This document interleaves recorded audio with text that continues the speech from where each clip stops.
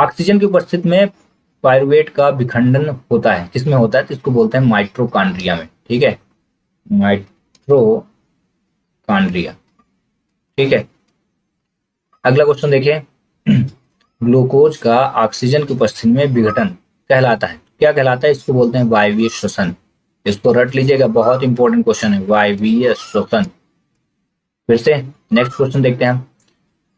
Pyruvate का oxygen के उपस्थिति में विघटन होने का अंतिम उत्पाद और जल होता है। तो अंतिम उत्पाद में जल तो मिलता है H2O, साथ ही साथ इसके साथ और क्या मिलता है? इसको बोलते हैं इथेनॉल। क्या बोलते हैं?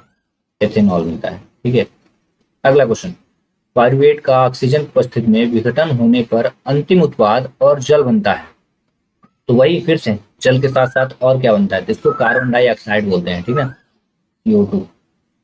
यहाँ पे आप CO2 लिख सकते हो या कार्बन डाइऑक्साइड आप लिख देना। अगला, जलीय जीव श्वसन के लिए ऑक्सीजन का उपयोग करते हैं। तो आपको बता दें, जल में घुली हुई जो ऑक्सीजन होती है उसका, जल में घुली हुई ऑक्सीजन का, घुली हुई। अगला, मनुष्य शरीर में गैस के विनिमय हेतु सतह उपलब्ध होती है, इनको कूपिकाएं बोलते हैं, कूपिकाओं के द्वारा।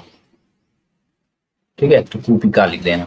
अगला, मानव शरीर में ऑक्सीजन का परिवहन के लिए उत्तरदायी होता है कौन? हो ऑक्सीजन का जो आवागमन होता है किसके द्वारा होता है? तो उसका रीजन है हीमोग्लोबिन।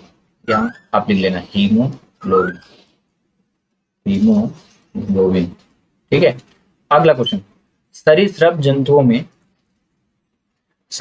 जंतुओं में कोष्ठीय हृदय होते हैं। तो आपको यही याद रखना, 3 कोष्ठीय हृदय होते हैं। क्वेश्चन नंबर 9 की भित्ति मोटी और लचीली होती है, तो इसको बोलते हैं धमनी। क्या बोलते हैं? धमनी की भित्ति मोटी और लचीली होती है। अगला क्वेश्चन, क्वेश्चन नंबर 10 इसी का। ये कपाट पाए जाते हैं, तो यहाँ पे लिखना आप सिराओं के कपाट पाए जाते हैं, सिराओं।